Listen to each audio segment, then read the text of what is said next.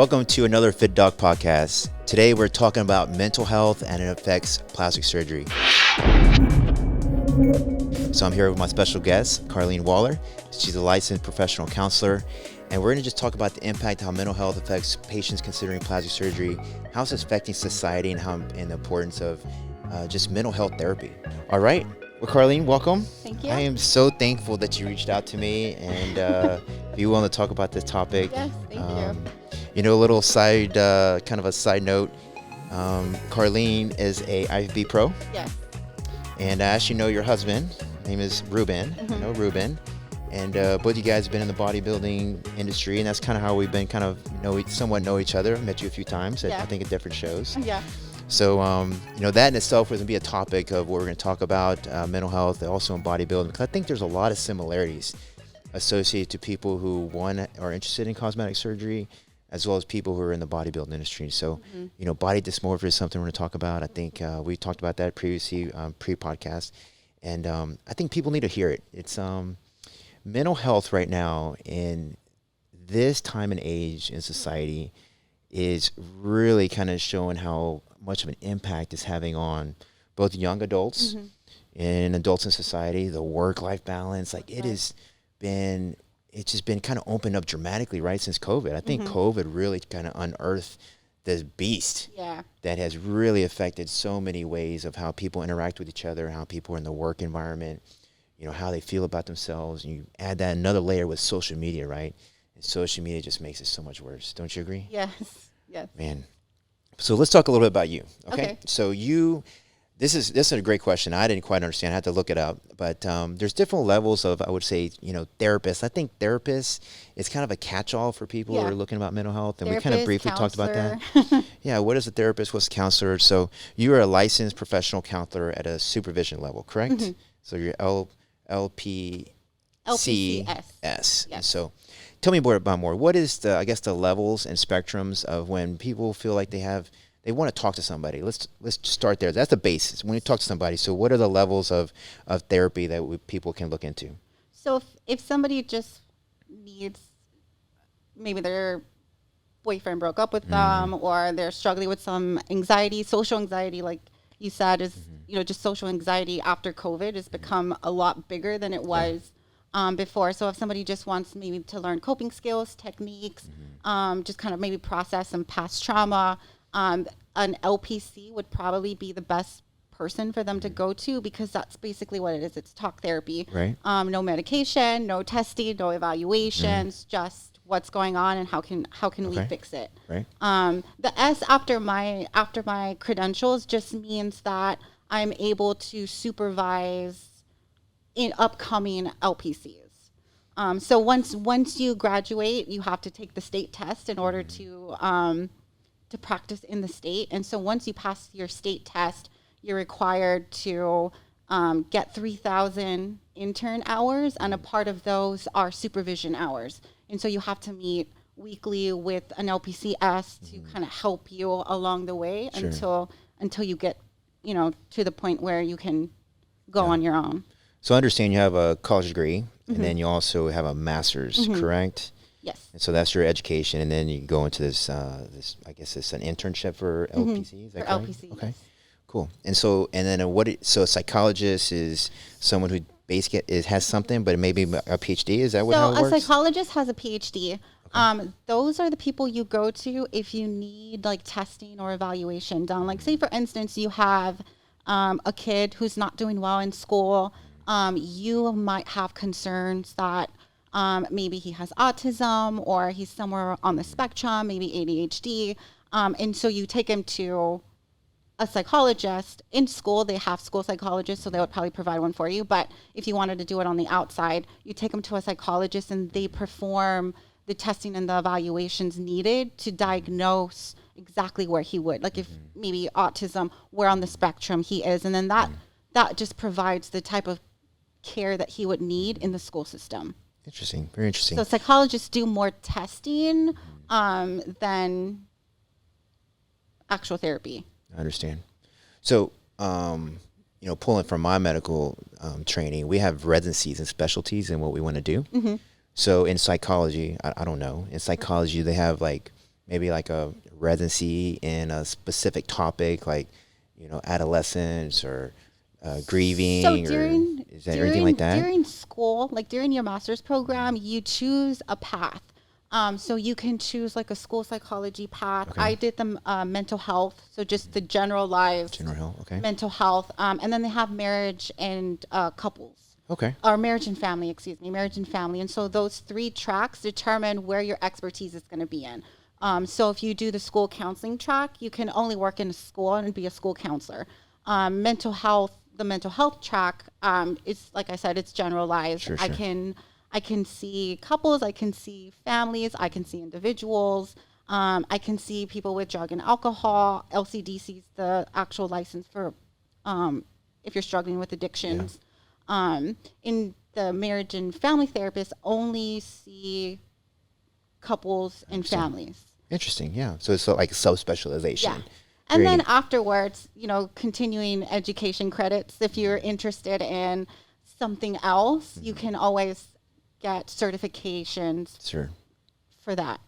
Well, it's good that there's it's kind of cool that you're actually licensed. You have a license, right? Mm-hmm. So that's really important for people looking into, finding someone to help them get through, the mental health issues that they're having. And then, for, medicine as MD, we specialize in people who are interested in mental health going to psychiatry. So in my limited experience, it sounds like you need psychiatry when you need to get medications. Yeah. So Is that correct? Psychiatrist has an MD. They're the ones that will provide you with the medication that you might need. They don't necessarily do therapy, like hour-long therapy sessions like an LPC does. But some of them do a little bit of therapy. But if you're looking for someone just to talk to, a psychiatrist is not going to be the person that you want to go to.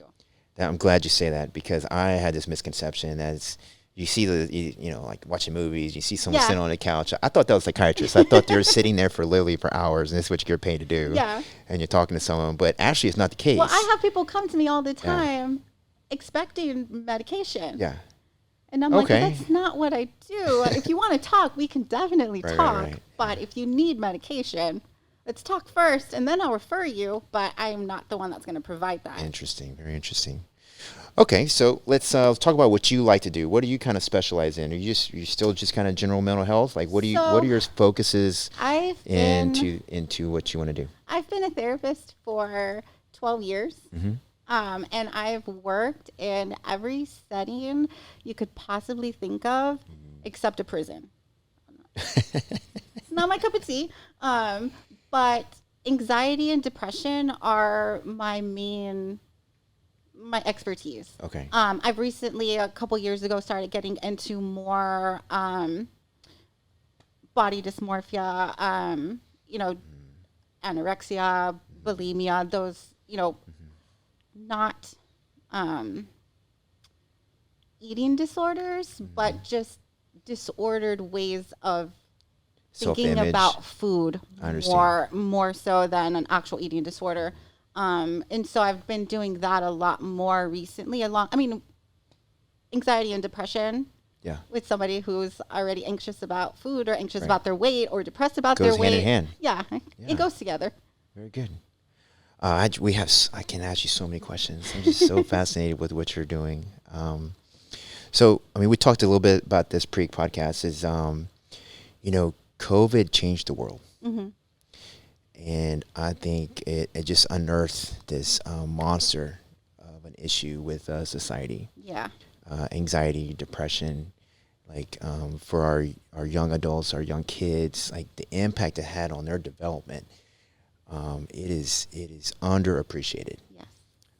How adults work in the workspace. Now we have, at least in the United States, it's like no one wants to go back to the office. Yeah. Isn't that crazy? What is it called? Hybrid? Yeah. I know some friends refuse to go back to the office. They're like, I'm gonna find another job where I can do everything virtually, which to me is just amazing, right? Yeah. And it's amazing what has been revealed in the work environment in our society, at least in the United States. I can't speak for Europe because I think Europe's a little bit different, but United States, no one wants to go to the office anymore. Mm-hmm. And it's changed the landscape of the work, the work socialization environment, and how people interact with each other. And you layer that on top of that with social media, and then you have this whole new world that people are living in. For our kids, I really want to focus on our kids. This is kind of, we're going to talk about plastic surgery, but I think that, talking about our kids is really important because they're going to be our future. And how they perceive themselves is going to impact how how they're going to interact with the world in the future. And they're going to be owning our world as adults, right? And not just them for themselves in general, but kids, as parents, our kids are all we know, right, from a young age. And so learned behavior, we learn what we see. Right. So if you are an anxious adult, if you are depressed, your kids are going to see that. If you show anxious behaviors, if your kids see you sleeping in bed, not doing the dishes, not getting up to get them dressed, these are things that they're learning. Right. And even though it's unhealthy, at a young age, you don't know what's healthy or unhealthy. Right. So you learn those behaviors. You learn how to be anxious. You learn how to not manage your emotions because you weren't taught how to manage your emotions appropriately. Yeah. So even as an adult, learning how to manage your emotions, learning how I'm feeling anxious or I'm depressed. Maybe I need to talk to somebody. Maybe I need to learn how to better manage myself so I can be a better role model for my kids. Yeah, I think you nailed it there. I mean, kids are watching you. Yeah. They really are watching you. So, that's a lot of pressure. I mean, as adults, like me and my wife, we've I think you know a little bit about us. We've been together 25 years. We have 2 beautiful daughters. And there's no handbook, and it kind of pisses me off. There's no handbook, and I was a family of boys, and I don't know what to do with girls. It's a daily challenge, and I have teenagers and the emotional aspect of it, and how to talk to them, and it doesn't take much for them to get them upset. It just takes a look, and I evidently have a look, and I didn't know I had a look, but I do have a look evidently. But I don't, it's hard. It's hard as a parent. I don't know what I'm doing. I'm doing the best we can. We do the best we can, right? But I think the anxiety and depression has really been a source of a lot of family turmoil after COVID. And we were talking about that a little bit earlier. Is that during COVID, everyone was trapped in their house together. We're not used to being trapped in our house together. Yeah. My wife had a job, full-time job. I had a full-time job, and the next thing you know, we're locked in the house together. We can't go. We go on the backyard, but you really can't interact with society. Yeah. And we're seeing each other for 6 weeks straight. And my kids are not used to that. I'm not used to being home. What do I do? I'm the getaway, right? Even if it's just I'm going to go to the store real quick just to get my 10 minutes of peace. You couldn't even do that. Waking up in the morning, I'm a surgeon. I'm well, what do I do with my hands? Right? I don't know what to do with my hands. So I'm trying to find things to do with my hands again. And, it was just, it just flipped the world upside down. And that family dynamic and being forced to be with your family. And I've heard a lot of good things. There's people that got it, really started to appreciate their family, how special they were to them and what it meant to them. I had, friends that kind of moved down to the country after the COVID experience because they were happier. They're more peaceful just being with their family and understand who's really important to you and get away from the stresses of the rat race of being in society. So, there's good stories and there are bad stories, but I would say globally, the way, COVID changed the world, especially how social media got involved and all the information is coming on your phones and, it just, and the kids stopped really, I think all the kids really got dumber. I mean, I don't want to say that. Well, I'm going to go ahead and say it. I think kids got dumber. They didn't get dumber. They're stalled. Okay. They got stalled. They stalled there for a little bit. But some of them have just taken longer to catch up. Yeah, it was, okay. Yeah, I'll give you the stall. But mentally, it was a huge impact. Socially, the interactions became text message and FaceTime and Snapchat, and it's not physically being in front of somebody, right? It's totally different, right? You can have a really nasty conversation on text when you probably wouldn't say that in person. Yeah. Right? And especially in the teenage years, these kids were, that's emotionally very difficult to handle because mentally they're not developed, right? How it takes until you're mid-20s before you're mentally developed. Mm-hmm. Yeah. I'm 40-something, and I don't think I'm fully developed. I still act like a kid. Tell my wife that, she knows. But anyway, so it has a huge change in an impact on society. for what I do is related to plastic surgery. You know, self-confidence, self-image has a huge role in people looking into cosmetic surgery to enhance how they look and feel, right? And I find it very rewarding, actually, to do what I do, because people who come to me, they want to look and feel better about themselves, right? And they don't have a lot of self-confidence, but after I do these procedures, they automatically have all this self-confidence, and they're walking different. They're using heels or dressing a little more to show things off a little bit more. They're walking taller. They interact with society better and different. And I think that's a good thing. I mean, I see it. It's almost like a transformation. To me, it's very rewarding. I don't think it's a bad thing. You know, historically, plastic surgery was kind of looked down upon, like, oh, you know, we're gonna get plastic surgery. But you'd be surprised. Like, I think it's actually now more mainstream accepted, and patients are talking about it, and I think it's a good thing. So within my specialty, I feel there is some value in, you know, maybe wanting to look a little bit better and feel a little better about yourself. So mental health for me is something I deal with almost on a daily basis with patients, because, you know, when I interview patients, it's about, you know, why are you doing this? I want to know what is triggering you to do this. Like, you know, there's different stories, right? There's some people, I weighed 400 pounds, and then at doc, I just was looking at the scale. I saw this number. I'm like, I'm just done. And then something clicked, right? And they're like, I'm done. So they quit eating the crap food they eat. They started exercising. And then 200 pounds later, I can't tell you how many stories I've had of that. 200 pounds later, they lost all this weight and have all the skin. And they're coming in, they're talking about they train 5 days a week, and they're weight training, and they have all this extra skin. And so my job is to take that skin off, retailor their body into more of a, you know, a slimmer form. And mentally, they feel like they've kind of accomplished the physique that meets what's in their head, right?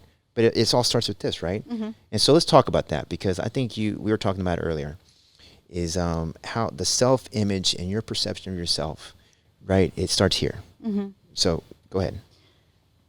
So I think you're right. You know, people get plastic surgeries for different reasons, right? Medically, they might need it. They may be obese and they need to lose weight. Some people do it because they just feel better. Maybe they were thin at one point and then kind of gained some weight, and now they, you know, want to get back to where they used to be. But like I was saying earlier, you can fix all the outside, but if you don't fix the inside, you're never going to be really happy with who you are. And so, you know, like for instance, if you have someone who's obese, figuring out where that came from. You know, people will say, well, genetically, everyone in my family is overweight. Okay, but why are you in the position that you're in? And so they might have beliefs like, I couldn't leave my plate with food on it growing up. So now as an adult, they grew up thinking, I have to eat everything on my plate. I mean, I'm Hispanic, and that was my grandma. Like, yeah, me too. There's people on the other side of the world that would love to have that food, and so we have to eat it. You put it on your plate, you eat it. And so these people, like for instance, maybe they had that same, grew up with that same belief. And so now as an adult, they eat everything on their plate. And so, yes, you can have plastic surgery, you can have gastric bypass, you can, you know, have liposuction, but that's not changing that belief. Right. So you're going to lose weight if you have gastric bypass, right? It's the little clip that makes your stomach smaller. So you're going to lose weight. Right. But if you still have that belief that I can't leave anything on my plate, eventually that weight's going to slowly get put back on. Yeah. So, and I just kind of interrupt you there. I've seen so many people eat their way through a bypass. Yeah, I can't tell you how many times I hear that. It's surprising how many people do that. You've gone through this surgery, you lose a ton of weight. The next thing you know, you eat through it. Yeah. It happens all the time. Yeah. And they're so frustrated afterwards. But again, it comes down to the mental health aspect. It's this thing. It's up here. Once you fix that, then I think it's a little bit easier. But I can't stress enough that I feel like I'm almost a part-time psychologist when I meet people, right? I'm trying to get a sense of what are the motivations, like what are expectations, what is your lifestyle, is it attainable what you want? Like, if I do this and you still have mentally you're not there yet, then it's just going to kind of undo a lot of things you're paying for. And you're going to be frustrated with me, and it's not really my fault. External validation is a big one, right? Especially with social media. Yeah. Right? We compare ourselves to people that we see on social media. We might even see a picture and know it's photoshopped and say, I still want to look like that, even though it's unattainable, right? And so people that have maybe their beliefs growing up, maybe they didn't grow up in a good, loving household. Maybe they were overweight as kids and their parents, said, you're fat. Yeah. They grow up thinking that way. I'm not good enough. No one's ever going to want me. And so by getting plastic surgery, by losing the weight, they're going to say, now I can be loved. Right. Now someone will want me. Right. And for a while, right, when you lose weight, people notice. Right. And so that external validation that they're getting, like, oh, you look good, you've lost weight, you look really pretty. And maybe they're getting noticed by, the opposite sex or, and so that external validation feels good. But what happens when it's gone? Right. When people are no longer saying, hey, you look good, I noticed you lost weight. You're not getting that validation that you need. So your mind goes back to, I'm not good enough. What do I need to do now? You go back into that state of mind. And so it should always go back to making sure you're mentally ready and mentally prepared for. I am so glad we're talking about this because social media really has unearthed that, right? So you see a lot of people on social media and they're posting, you see these transformations and, posting your progress pictures, right? That's what it is validation. They want to hear is being validated. Oh, yeah, you're doing great, you're doing great. But internally, it's never good enough. Like just recently, we talked about this earlier, just recently, there was some professional bodybuilder, like she is the top of her game, like the best in the world. And photoshopping some images, I mean, it just doesn't make any sense to me because I don't understand it. Like, but it comes down to probably internally, like how she perceives herself, right? She's not perfect the way she wants her body. And so she's making, she's presenting her to the world, a little altered, skewed, right? And for me, what I do, I get people bringing in social media stuff all the time. Like, I want to look like this. And I would say at least 75% of the time, these images are Photoshopped. At least. They're standing at an angle to augment things. But then on top of that, they put these filters on or they'll add these, volumizer aspects of Photoshopping.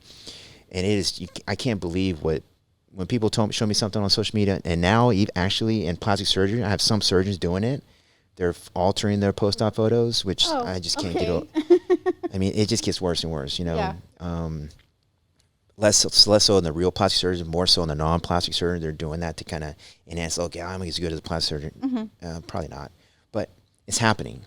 And that makes my job harder to meet my patient's expectations. But really the underlying issue is, your self-image and self-confidence and, trying to get, now, you nailed it. Like validation, that's what they're trying to get, validation on the external to help them feel better about themselves. But if they don't get that appropriate, mental health therapy, I think they're just fighting an uphill battle, don't you think? Yeah, for the rest of your life. Yeah. So whenever, like, how do people know, like, when I need to maybe I should get some help and talk to someone? I think that's hard for people to accept. Usually I'll have, people come to me and say, like, they might be struggling in their relationship or just with wanting to lose weight, or I have a lot of young adults, early 20s, coming for confidence. I want to start dating, but I don't like myself, or I feel like I'm codependent on others for my happiness. And so, we were kind of talking about this earlier, where now therapy is so much more accepted than it was before. Like before, you're sad, get over it, right? Yeah. You still have to go to work. Yeah. And so the older generation didn't necessarily talk about it. And so as kids, right, if you had parents that didn't believe in therapy, you don't believe in therapy. And so now, since COVID, we've been able to kind of open that door for everyone, even the older, generation that's now starting to recognize been doing things unhealthy for a long time, and maybe I should give it a try. People say that to me all the time. I just want to try it. And so even if you just want to try it, like I'm struggling, I've had 5 relationships and they've all failed. I want to see what I'm doing wrong. Right. You know, I've been on 10 diets and they work for a little while and then I go back to gaining 50 pounds and I want to know what I'm doing wrong. And so figuring out, okay, well, what's going on inside? Right. I just had a conversation with my patient the other day about mental health as it relates to menopause. Mm-hmm. And so, she's going through this menopause. She's having all these, mood changes and emotions. She knows what's happening, but she can't know what to do with it. And she goes, and then I ended up getting some therapy. It's helped so much. It just helped me so much. I went to my mom. I asked my mom, like, my grandma, like, why didn't y'all tell me about this? Like, y'all never talked about it. Oh, we just don't talk about that. Yeah. Totally different generation now, right? Totally different. So she just, that really kind of, made me really appreciate like the aspect of there are other ways to help people, right? And I think mental health and having someone to talk to and going through the therapy of that, I think it's going to help people in the long run and overall life quality and how they interact with society and their kids and their family. And it's just a good thing overall. Yeah. And if you think about it, if you have somebody, right, that you're concerned about, maybe it's maybe it's a partner, maybe it's your kids, maybe it's a best friend, and you notice they look somewhat depressed, they're not answering your calls anymore, they've called into work, even if it's like maybe a coworker, and you might say something like, hey, I think you might want to talk to someone, like you're just being nice, right? Their automatic reaction is always, I don't want to talk to anyone, I'm not crazy. It's always, I'm not crazy. Right. And so because people have, like you said, you watch movies and they're laying on the couch with a psychiatrist, right? And so psychiatrists give medication. Right. People that need medication are crazy. But in reality, that's not the same. It's not the same, right? And so just getting a better understanding of like what therapy really is, because it's so much easier to say, I can talk to someone and just vent, right? Someone's like, I just need someone to vent to. Yeah. And I don't want to vent to my family. I don't want to vent to my friends. Absolutely. If you need a vent, that's getting things off your chest, that's giving you the opportunity to process what you even just said. And, is that rational to even believe what you just said? And so just that opening that door of like, you don't always need medication. You're not crazy. Right. I love it. I just have a whole, every day I work, it seems like I just meet new people. It's just, I really understand the impact of mental health and how it affects, what I do for a living. And the, one facet of mental health that it's very well known, it's called body dysmorphia, as you know, and it is just rampant for people who are interested in cosmetic surgery. But surprisingly, and go figure, this is my hobby, is bodybuilding. So, we're the same, right? We're both bodybuilders. And I'm going to go and make a blanket statement that all bodybuilders have body dysmorphia. Some form of body dysmorphia. Some form, some spectrum. I would say it's a spectrum, right? That's probably the best word of it, spectrum of body dysmorphia. And so we're never big enough. We're never conditioned enough. We're never, presenting good enough. It's, someone looks better than me. I'm trolling some other competitor I know is going to be at the show, and they look better than me, but are they filtering their pictures, right? Or they're warping their pictures. Yeah, what do they look like in real life? Yeah, what do they really look like in real life, and those kind of things. But, I see it all the time. I was I'm a professional, and I competed for 10 years. My wife's still actively competing. And so there is some kind of spectrum of body dysmorphia, right? So for me, I still train like a bodybuilder. I'm not in prep condition. I try to stay, somewhere around 10 weeks of that, my condition to get on stage. And I'm very happy in my lifestyle. I feel comfortable with it. But, I do feel a little bad, feel a little kind of fat when I'm next to Corey, because Corey's like ripped to shreds, right? And I know I can get to that, but I don't need to, right? It's not a healthy state, actually. You can't do it for very long. But, I don't like wearing my bigger suits. I don't like it. I feel kind of, I just don't like it. Yeah, I changed twice before I got here today. Not gonna lie. Yeah, I just, it's like what color clothes I wear. Like it's just, how I'm standing, right? Yeah. These are little things, right? It's a spectrum, of self-image and like self-confidence. So if you're confident the way you look and you look good, then that kind of comes out. How you interact with the world changes, right? So for you and just I'd love to talk about it. I think bodybuilders need to own it. Like you have some spectrum of body dysmorphia. If you've compared yourself to somebody else, on Instagram. If you have looked at yourself, if you have struggled after prep to reverse diet because you're scared that you're going to lose your abs, if you get on prep just to lose weight, there you go. That's a good one. Yeah. Yeah. And so if like I said, if you compare yourself to others, if you look in the mirror and you're like, I'm not good enough, I shouldn't be competing. Like all of those small things that don't seem big to you are you telling yourself I'm not good enough. Yeah. And so you're creating that. Yeah. It's and social media has changed everything. Now people are putting it out there, right? And you can see, I've seen some train wrecks, mentally. It means some train wrecks. It's kind of scary, and you kind of want to reach out and say, hey, are you okay? Like, everything will go okay, because you were like going crazy, and the next thing, on the just posting all this stuff, and then the next thing you know, they've made a kind of this odd statement about their life and prep and stuff like that, and then that's kind of what we'll call a train wreck. Something happened, right? Yeah, I've reached out throughout the years. I've reached out since I've been competing, because before I had no idea. Yeah. Right. What goes into actually a bodybuilding prep. But since I've been competing, I've seen like people on social media that will post either after a show. Yeah. If they don't win, right? They post this. I've seen it. I'm pretty sure you've seen people that post this like really sad sob story. Right. And so I've reached out. Yeah. Even just if someone posts being in the off season and just being not happy with the way that they look, or just happy with the way that their progress is going. Yeah. I've reached out and just been like, hey. I mean, if I were you, it'd be really difficult to watch social media, because I'm sure you see it a lot. I do see it a lot. See it a lot. That would be hard. Very hard. As far as when people start, when do you think is when people feel like needed to get some help? That like body dysmorphia kind of aspect. When do you feel like you would recommend, hey, you need to go talk to somebody, okay? Because this is unhealthy. The way you think is unhealthy. It's impacting those around you. Like, at what point it become self-destructive to the point where you need some help? And like you said, right? Like not all bodybuilders, but the majority of bodybuilders have some type of body dysmorphia. And I think it becomes an issue when it starts to affect your everyday life. For instance, if you're in off season and you stop going out because you don't like the way you feel in your clothes, right? You start isolating yourself. If you skip meals because you've put on 5 pounds in the last month.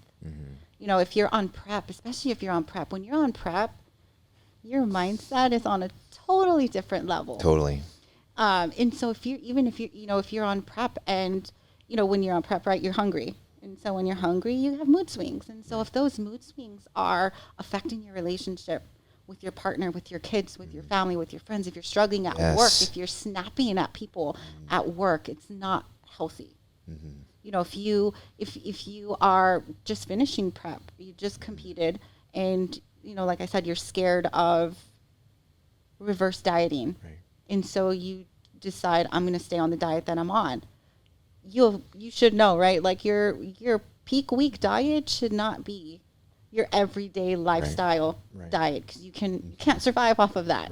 And so if that's your mentality, you're obviously heading in the wrong direction. And so that's when somebody, or if you don't notice yourself, just if people see this and know people that are in that position, being able to say, this isn't healthy. Right. People listening to this, we got a little tangent on bodybuilding, and they're like, oh no, this bodybuilding sounds terrible. Like, oh, I wouldn't do that. But I've got personally, my wife and I personally have gone out so much out of living the bodybuilding lifestyle. Like, I can't tell you how many positive things, how it's impacted our lives together as a couple and individually, and my personality. For me personally, I've become much more disciplined. I'm being much more consistent. I make much better healthy food choices. I exercising now is part of something I have to do. It's like me brushing my teeth. Like, I have to do it every day. And prep isn't for everyone, right? Like, there are people that will just say, I can't diet. I can't diet that way. I can't do 2 hours of cardio. Well, they can. It's just the mental part of it. Yeah, won't. So the bodybuilding prep is 90% mental. It is 90. It is so 95% mental. It's so freaking hard. Yeah. It is, and that's why I like it, because it's hard. Yeah. Like to me, it was a mental challenge, and then if you can get through bodybuilding prep and do pretty well, you can mentally pretty much get through most things, I would say, because bodybuilding prep is basically 24/7, and if you live the lifestyle, it's 365 days a week. You're making small progress with goals every day and progressing. So it's a grind. You can't earn this physique. I mean, you can't buy this physique. You have to earn it, right? Yeah. And that's a cliche, but it's so true. Like when you see someone who's fit and they're in great condition, you can tell they exercise, they take care of the bodies. Like as soon as someone walks in the room and I see that, my level of respect for you just went up. Went up, yeah. Because that shows me that you're disciplined, that you're committed, and you're making an investment in yourself every day. And if you have those kind of qualities, then you're going to be most like, to me, I will respect you more. And you're more likely to be someone I can rely upon. So it's just, I think that's the underlying, impression I get when I meet people. So I get along with people who are very athletic and appreciate the importance of health and fitness. They're my people, kind of. Yeah, but and just going back to what you were saying in terms of like bodybuilding is bad, when really it's there's a lot of good that comes out of it. I've been working out in some form for 10 years. I started off doing CrossFit, did that for a couple years. Went into powerlifting, did that for a couple years. I don't know if I still have it, but I used to have the deadlift record in Texas.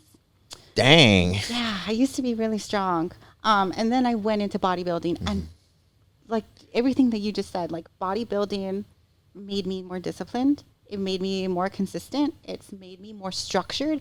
Exercising on a daily basis releases chemicals, releases endorphins that make you feel better. Exercise is the number one thing that you can do for mental health above medication. And it's free.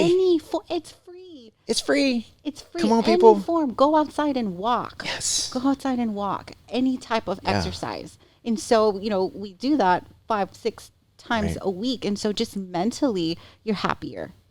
And so even if you don't... The dopamine, the serotonin associated to exercising. That runner's high, there's a physiological response to the endorphins release from exercising, right? And in eating, like you said, you choose better food choices. Yeah. And you don't feel sluggish. You don't feel weighed down. You don't feel... You have more energy. You have more energy. Yeah. Believe it or not, you sleep better.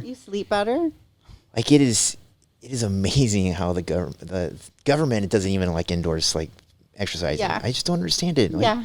They're doing all this other stuff, right? And the other medications coming out to lose weight. It's not it. The secret sauce to me for longevity. And we're gonna be doing a podcast on longevity here pretty soon. But exercising is a mainstay of longevity, right? So interesting fact, and you probably know, is that every year after the age of 40, you're losing 1% of muscle mass. And the key to longevity, the studies are finding, is that it's weight training actually.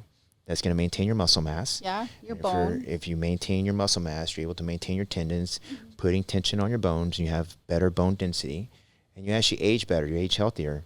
And the more maintaining your muscle mass, maintaining your metabolism, and again, just training itself in exercising releases, the hormones associated to maintaining muscle, which is like testosterone, estrogen, and cortisol, and then serotonin and dopamine. It keeps going. It's all circled around really just exercising. And so it's free, people.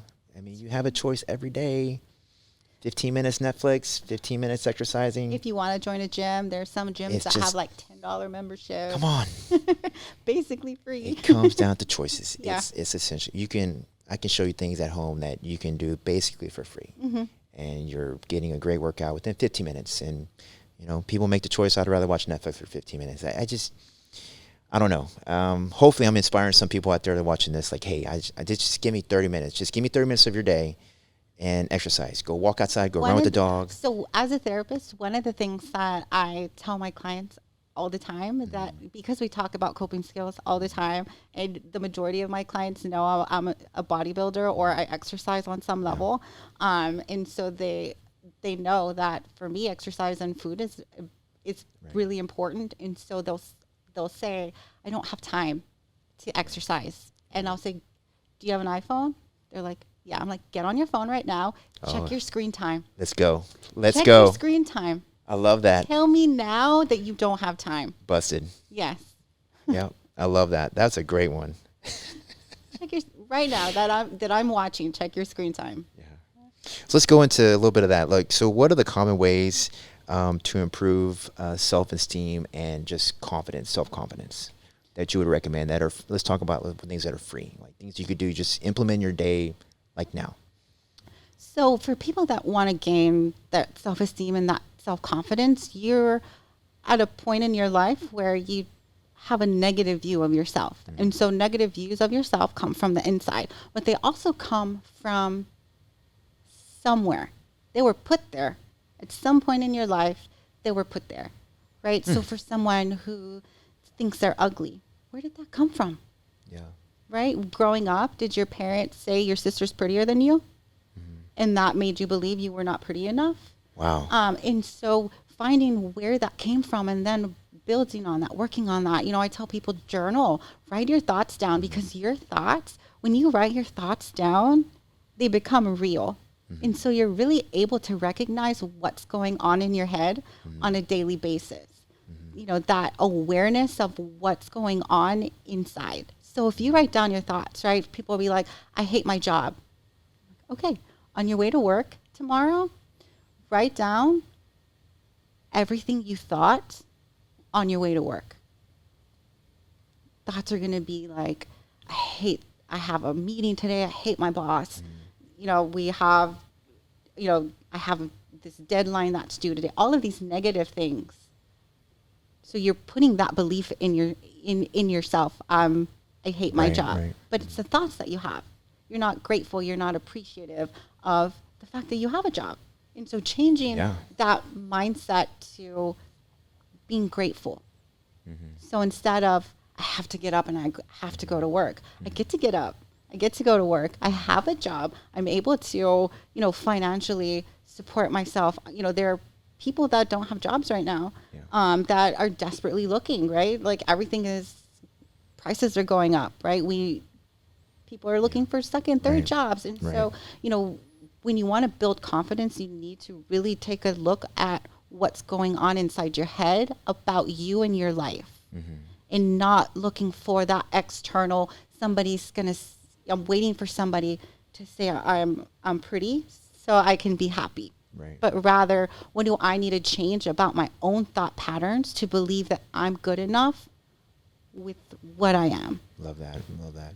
I want to expand on that because I think I want to get your thoughts on this. So let's say you build a self-confidence point where you're very self-confident in yourself. How do you get people to become, I guess, less sensitive or like thicker skinned to the ever-increasing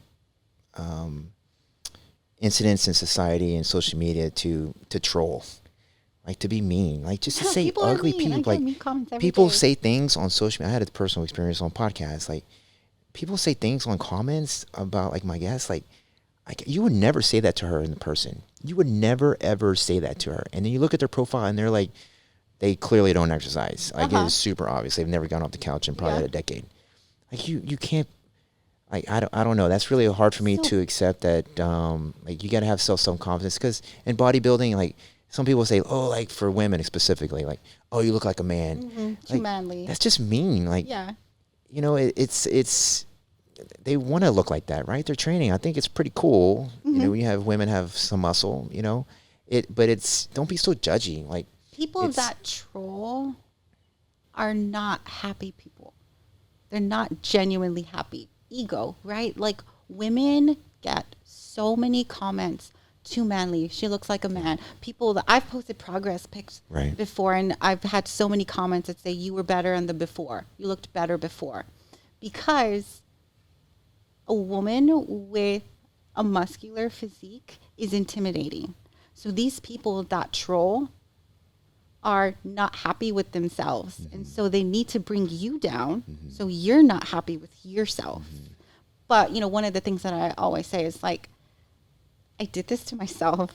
Yeah. I wasn't born looking this way. Right. I did this to myself. Like I have worked every single day for over 10 years to look like this. I'm not manly enough in my eyes. Right. Yeah. It's a lot of freaking hard work. Like, yeah. It doesn't happen overnight, people. Yeah. You cannot just buy these physiques. Like, You do it to yourself. Yeah. So obviously I'm happy with what I'm doing. So if you put effort into someone's negative comment, you're giving them what they want. You're feeding them that it's bothering me. yeah. He bothered me. I allowed him to bother me. That's what they're looking for. So Right. just don't give it to them. Yeah. Block them, delete the comment, don't respond. Number one action for me, block anything ugly, block and delete. You'll never see me again. Never see me again. So see you later. And I don't even deal with it. But, it's just, social media just really unearths some trolls. It's really hard to build someone's self-confidence, right?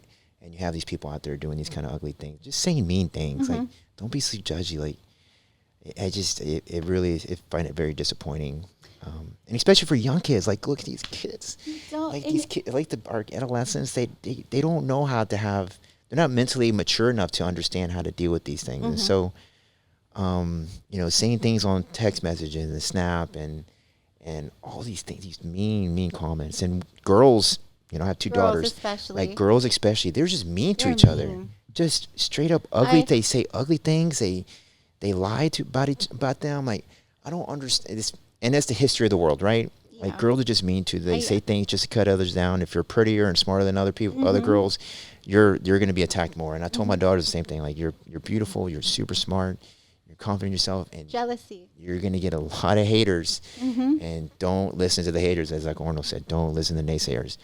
But it's so hard because they're just so young, and that really stresses me as a parent out, because that my daughters, I look at them and they're my pride, and I see so much potential, how amazing human beings are becoming, and I just would hate to see social media kind of impact them. So for me, mental health for them is a personal kind of focus to make sure they're gonna mature into wonderful, strong women.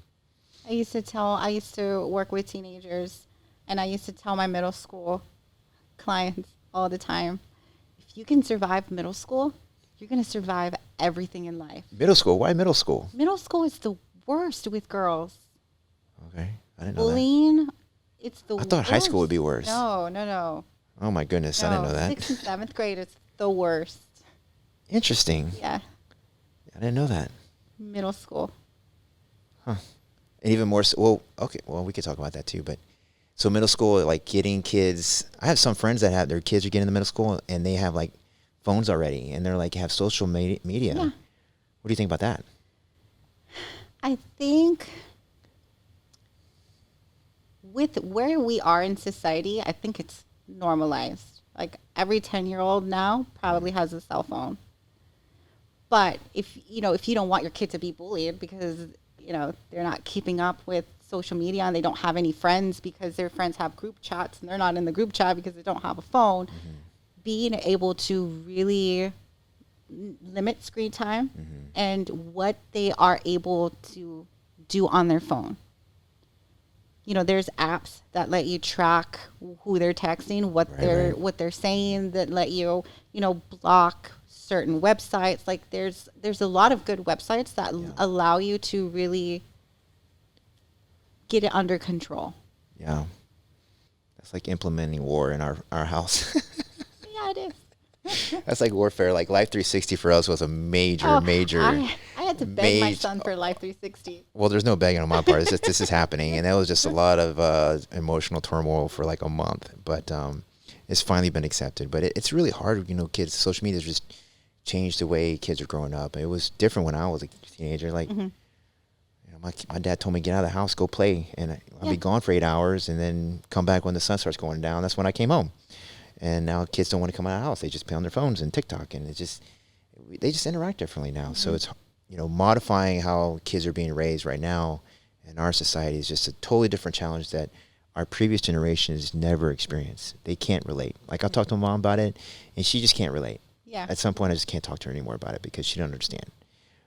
I didn't raise you boys like that. Like, it's different, Mama. Yeah. Mama is so different. Like, you don't understand. No one goes outside. Like, my mom didn't even have Facebook. Like, you don't even understand, Mama. So it's anyway, mental health again, kind of summarize everything. mental health has such a huge impact on society. It has a huge impact on self-image and confidence. And, the message of it today is, if you feel like you're having self-image issues and self-confidence issues, and you might think about maybe like you feel like you need someone, just reach out to someone, reach out to the professionals.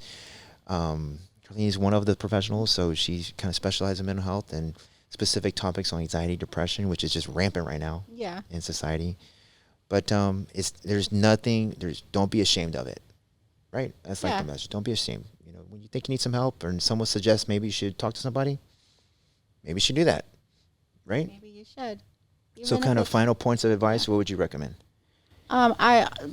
Everything you said, if you feel like, you might be struggling with something, if you feel like you've been maybe sad more often than you want to be, if you've noticed that, just like, body image issues, maybe you're comparing yourself a lot on what other people look like. Maybe you're not happy because you don't like the way because you don't like the way you look, really reaching out to somebody and helping gain that self-confidence back. When we're confident people, we're happy, we're able to set boundaries. We're able to set boundaries with ourselves. We're able to set boundaries with others. People no longer walk all over us. We're not, what is the term people use? A doormat. And so just being able to build yourself all the way around, fixing one thing on the outside is not going to do anything for what's on the inside. That was a money sentence right there. It all comes down to here. So I just want to thank you again for joining me on my podcast. I just enjoy talking. I could talk to you probably for about an hour of this. I can talk about this forever. Yeah, maybe we should do a podcast again. We'll talk about some more topics. I have a lot more topics I want to talk to you about because it's just something people need to hear. So thank Carleen again. Thank you. You can go find her on Instagram if you want to share your profile. Princess_Vegeta, if you're a Dragon Ball Z fan. 9001. Yeah. Professional bodybuilder. And go follow her on social media. Stay tuned to our podcast. We're having I'm going to do a sequel on this. This is fantastic. And stay tuned for more. We got some great topics coming up on longevity. I have a topic on confidence, discipline, and how to succeed in life. If you like this podcast, don't forget, follow me on my YouTube channel and check out my other FitDoc podcasts. And stay tuned for more.